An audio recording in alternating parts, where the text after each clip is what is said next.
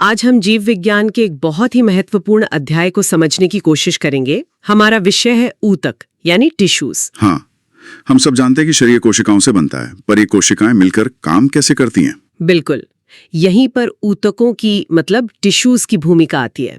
तो चलिए इस ज्ञानवर्धक सफर की शुरुआत करते हैं। और हमारे पास कुछ स्लाइड्स भी हैं जिनके जरिए हम इस विषय की गहराइयों में उतरेंगे।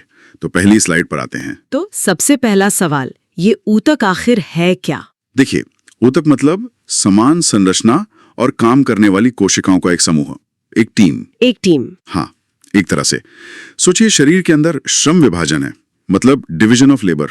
हर कोशिका हर काम नहीं करती। अच्छा, तो एक जैसा काम करने वाली कोशिकाएं मिलकर एक टीम बना लेती हैं और उसी टीम को हम ऊतक कहते हैं। बिल्कुल, और ऊतकों के अध्ययन को हिस्टोलॉजी कहते हैं। ये शब्द याद रखना जरूरी है। हिस्टोलॉजी, ठीक है।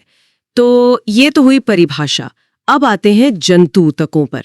कितने तरह की टीमें होती हैं हमारे शरीर में? मुख्य रूप से 4 तरह की। पहली है उपकला ऊतक, मतलब एपिथेलियल टिश्यू। एपिथेलियल, ये क्या करती है? ये हमारे शरीर का रक्षा कवच है। हमारी त्वचा, अंगों की बाहरी परत सब इसी से बनी है। और इसकी सबसे खास बात यह है कि इसमें खुद को ठीक करने की क्षमता, मतलब पुनरुद्भवन, सबसे ज्यादा होती है। अच्छा, जैसे चोट लगने पर त्वचा अपने आप ठीक हो जाती है? सही पकड़ा। अब दूसरी टीम है संयोजी ऊतक, यानी कनेक्टिव टिश्यू। जैसा नाम से ही लग रहा है ये जोड़ने का काम करता होगा। हाँ, ये अंगों को आपस में जोड़ता है और शरीर में सबसे ज्यादा यही पाया जाता है। जैसे हमारा खून, हमारी हड्डियां, सब इसी में आते हैं। खून और हड्डी दोनों संयोजी ऊतक हैं।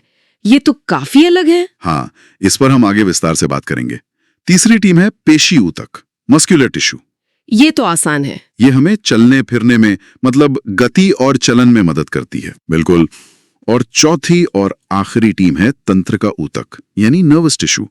हमारा मस्तिष्क, हमारी नसें, सब इसी से बना है। इसका काम है सूचनाओं का आदान प्रदान करना, मतलब शरीर का कम्युनिकेशन नेटवर्क। सही, पर इसकी एक बात है, इसमें पुनरुद्भवन की क्षमता सबसे कम होती है, लगभग ना के बराबर। ये तो बहुत दिलचस्प है।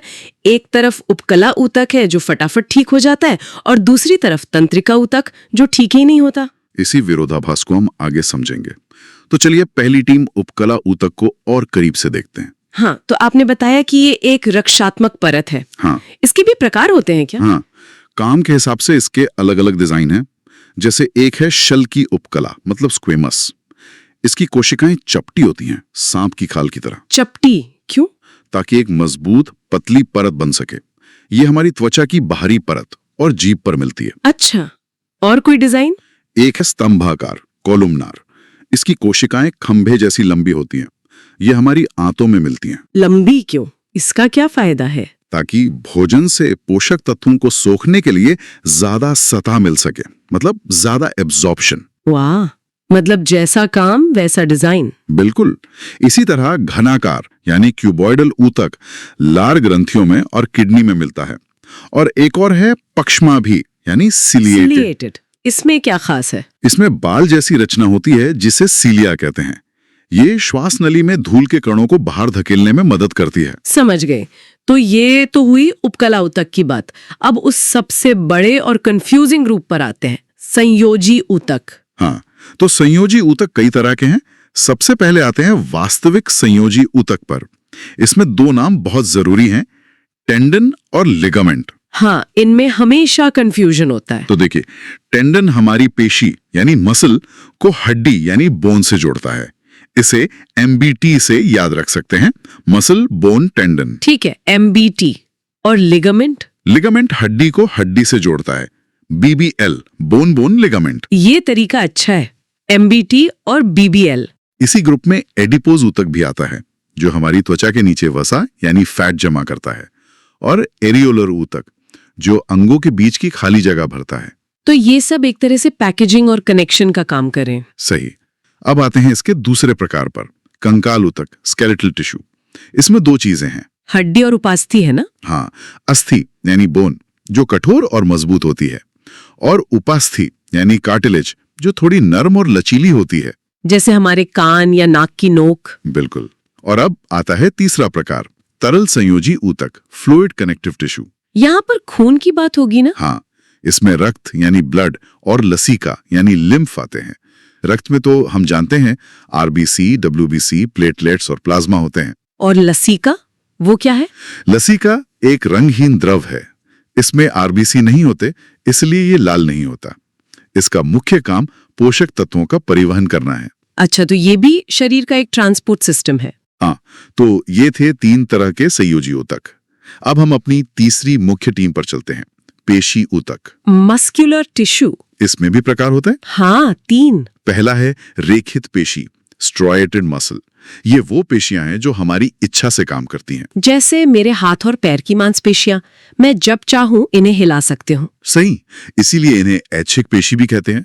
फिर आती हैं अरेखित पेशियां, स्मूथ मसल्स। ये वो होंगी जो हमारी मर्जी से काम नहीं करती। बिल्कुल, जैसे हमारे लिवर, किडनी या आंतों की पेशियां, वो अपना काम अपने आप करती रहती हैं।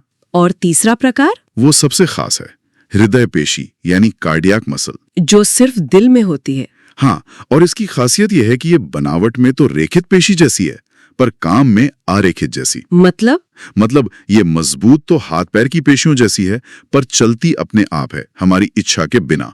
और ये जीवन भर बिना रुके, बिना थके काम करती है। ये तो कमाल का डिजाइन है, शक्तिशाली भी और ऑटोमेटिक भी। बिल्कुल। और अब आते हैं चौथी और आखिरी टीम पर, तंत्रिका ऊतक पर। Nervous tissue. इसकी इकाई को न्यूरॉन कहते हैं ना? हाँ, न्यूरॉन।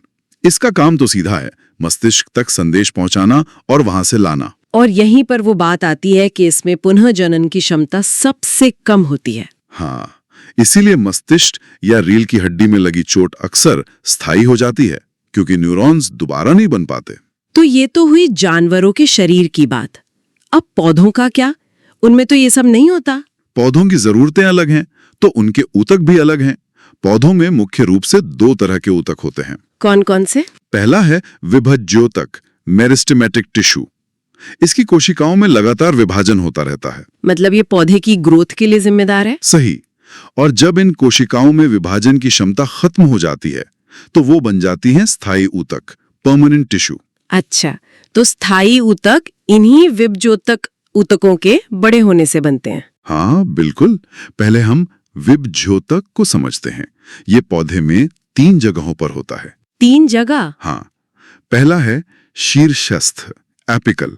ये जड़ और तने के टिप पर होता है और पौधे की लंबाई बढ़ाता है। ठीक है, लंबाई के लिए। दूसरा है पार्श्व, लैटरल। ये तने के किनारों पर होता है और उसकी मोटाई बढ़ाता है। लंबाई और मोटाई। और तीसरा है अंतर्विष्ट, इंटरकैलरी। ये पत्तियों के बेस पर और पर्व मतलब नोट्स पर होता है, जहां से नई शाखाएं निकलती हैं। बहुत बढ़िया। तो ये हो गया ग्रोथ वाला हिस्सा। अब स्थायी ऊतक की बात करते हैं। स्थायी ऊतक भी 2 तरह के हैं, सरल और जटिल। सरल वाले में 3 नाम याद रखने हैं। कौन कौन से? पैरेन्काइमा, जो भोजन जमा करता है। कोलेनकाइमा, जो पौधे को लचीलापन देता है ताकि वो हवा में टूटे नहीं। और तीसरा है स्क्लेरेनकाइमा। ये एक मृत ऊतक है, पर यह पौधे को कठोरता और मजबूती देता है। इसका कोई उदाहरण? सबसे अच्छा उदाहरण है नारियल की भूसी या जटा। वो जो कठोरता है, वो इसी स्क्लेरेनकाइमा की वजह से है। वाह। अब आते हैं जटिल स्थायी ऊतक पर। जटिल ऊतक पौधे का ट्रांसपोर्ट सिस्टम है। इसमें 2 पाइपलाइन है, जाइलम और फ्लोएम। जाइलम और फ्लोएम, ये नाम तो सुने हैं। तो जाइलम का काम है जल मतलब पानी और खनिज को जड़ों से ऊपर पत्तियों तक ले जाना। मतलब नीचे से ऊपर, 1 वे ट्रैफिक। बिल्कुल। और फ्लोएम का काम है पत्तियों में बने भोजन को पौधे के सभी हिस्सों तक पहुंचाना। तो ये भोजन को ऊपर भी ले जाता होगा और नीचे भी? सही, ये ऊपर नीचे दोनों तरफ काम करता है, मतलब बाई डायरेक्शनल। ये तो बहुत ही व्यवस्थित सिस्टम है। जाइलम पानी के लिए, फ्लोएम भोजन के लिए। हाँ, तो ये थे पौधों के ऊतक। अब अगर हम एक नजर में सब कुछ दोहराएं तो कुछ खास बातें याद रखनी है। हाँ, एक क्विक रिकैप हो जाए। ऊतक का अध्ययन, हिस्टोलॉजी, हड्डियों के जोड़ याद है। टेंडन जोड़ता है पेशी को हड्डी से और लिगामेंट हड्डी को हड्डी से। MBT और BBL, ये तो अब नहीं भूलूंगी। और पुनरुद्भवन सबसे ज्यादा उपकला ऊतक में, जैसे लिवर में, और सबसे कम न्यूरॉन में। और पौधों में नारियल की भूसी, स्क्लेरेनकाइमा का उदाहरण है। बिल्कुल। ये कुछ मुख्य बिंदु हैं जो परीक्षा के लिए भी जरूरी हैं। तो आज हमने ऊतकों की दुनिया की एक विस्तृत यात्रा की। हमने देखा कि कैसे साधारण कोशिकाओं के समूह मिलकर शरीर और पौधों में इतने जटिल काम करते हैं। हाँ, और सबसे रोचक बात यही है कि हर ऊतक की संरचना उसके काम के लिए एकदम परफेक्ट है।